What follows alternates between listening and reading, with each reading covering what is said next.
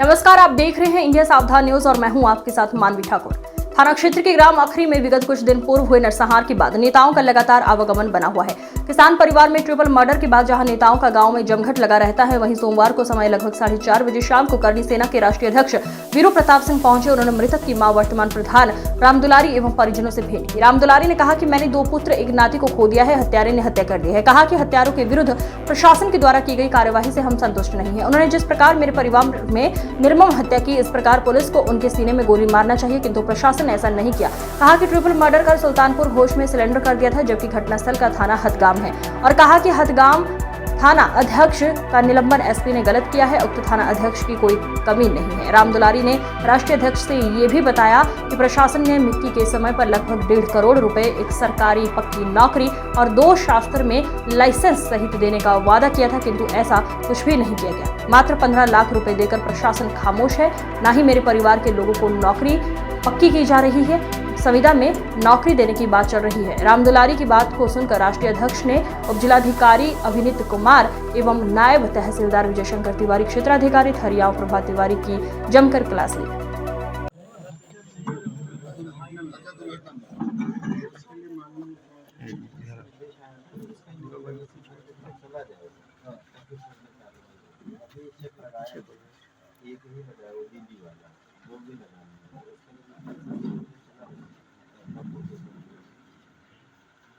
ये जो 25-25 लाख के लिए आप लोग बोले थे, उसका क्या प्रोसेस होगा?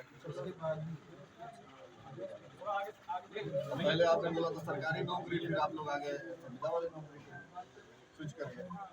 आप विंग हैं, आप ही तो विंग हैं। मैं अपनी तकलीफ अपने तहसीलदार एसडीएम से ही कहूँगा। आप भी तो सरकार तक, ये थोड़ी ना हमारी बात सरकार मुख्यमंत्री तक लेके जाएगी, विभाग आपका मुख्यमंत्री तक लेके। आप इसको करिए कि चलिए ठीक है, आप जब तक है संविदा वाला, लेकिन मुख्यमंत्री तक एक फाइल बना के भेजिए कि तमाम ऐसे मुख्यमंत्री जी ने नौकरियां दी हैं ऐसे परिवार को जो निरी है, इस परिवार में कोई नहीं बचा है, तो एक सरकारी नौकरी का प्रोसेस आप लोगों के माध्यम से बेहतर तरीके से और परिवार के प्रोटेक्शन में लाइफ टाइम के लिए आप लोग लिख दीजिए। सुरक्षा ये ना हो कि 2 महीने बाद हट जाएगा जो आप लोग, ये सब चीजों पे आपके माध्यम से ये शासन भी कर सकता है।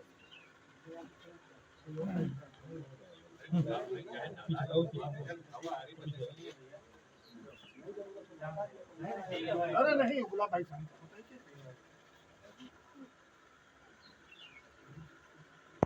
यहाँ के प्रशासन और शासन दोनों का फेलिवर है और मजबूत फेलिवर है। इसलिए फेल है कि ऐसे अपराधी जो पहले से ऑलरेडी एचएस हों, उनके ऊपर पुलिस का ये कृत्य है कि 3-3 हत्याएं करके फिर वो जेल चला गया, फिर वो छूट के आएगा। भाई आज स्थिति इस परिवार में कोई इतना मजबूत है जो उसकी पैरवी करके उसको जेल करा पाएगा? फिर वो छूट के आ जाएगा 2-4 साल में, फिर वो इस तरह की घटनाएं करेगा। तो ठीक है भाई, अगर पुलिस इसी तरह की घटना करे और मुख्यमंत्री जी के जो 0 टॉलरेंस की नीति है वो फतेहपुर में 0 है, इसको जरूर नोटेड करिएगा आप लोग।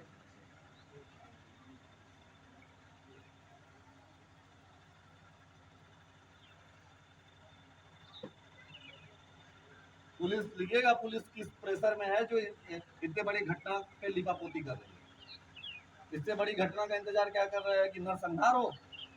उस घटना का वेट हो रहा है कि पूरा गांव को आके मार के चला जाए। नरसंहार हो ही गया है सर।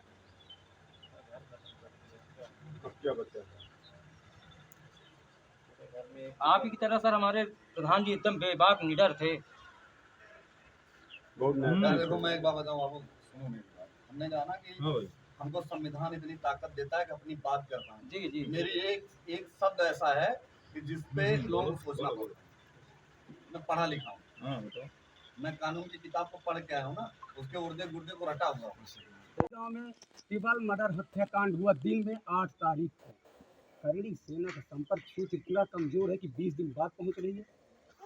देखिए, आपको ये लगता है कि क्या हमारे पास पुलिस की तरीके से कोई इंटेलिजेंस विभाग है क्या? मेरा इंटेलिजेंस तो आप हैं जो चौथे स्तंभ हैं। आपने क्यों ये मेंशन नहीं किया कहाँ है करणी सेना? शायद मेरे यहाँ वो खबर आती तो मैं आ जाता। ये आपका फेलियर है। करणी सेना खबर का इंतजार कर रही थी कि बुलावा आया। नहीं, मैं ये चाह रहा था कि कोई बताए और ये कहे कि वहाँ आपको आने की जरूरत है। मुझे तो ये लग रहा था कि आप जैसे पत्रकार साथियों की दमदारी से वहाँ न्याय मिल जाएगा, तो मुझे लगता है कि चौथा स्तंभ वहाँ पे फेल था, इसलिए मुझे आना पड़ा। आप लोग क्या कर रहे थे? चौथा आप स्तंभ न्याय क्यों नहीं दिला पा रहे? चौथा स्तंभ फेल नहीं था, कहीं ना कहीं पॉलिटिकल दबाव था क्या आपके पास? मेरे ऊपर आपको मैं बताऊं, खुल के एक बात बताऊं, मैं उन कम्युनिटी से आता हूं जिनके बाप दादाओं ने नीति बनाई है जिसका नाम है राजनीति। वो हमारे बाप दादाओं ने बनाई है, हमारे बाप दादा कुर्सी पे लोग बैठे हैं। अब कोई पॉलिटिकल दबाव तो दूर दूर तक कभी हम लोगों को छू के नहीं निकल सकता है। हमारी टीम, मेरा जिला अध्यक्ष डे 1 से वहाँ पे है, ठीक है। और रही बात पूरे देश में जाना होता है।